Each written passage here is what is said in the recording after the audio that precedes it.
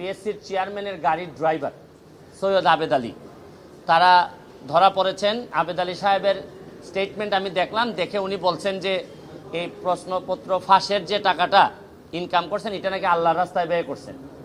মানে এর চেয়ে দুঃখজনক আর এর চেয়ে এরকম দেশ আমি পৃথিবীর কোথাও দেখি নাই যে 2 নম্বরের টাকা উনি সগৌরবে বলছেন যে এটা উনি আল্লাহর রাস্তায় খরচ করছেন। 33তম বিসিএস থেকে 46 পর্যন্ত, এই পর্যন্ত উনার মাধ্যমে অনেকেই সরকারি চাকরি পেয়েছেন, বিসিএস কর্মকর্তা হয়েছেন।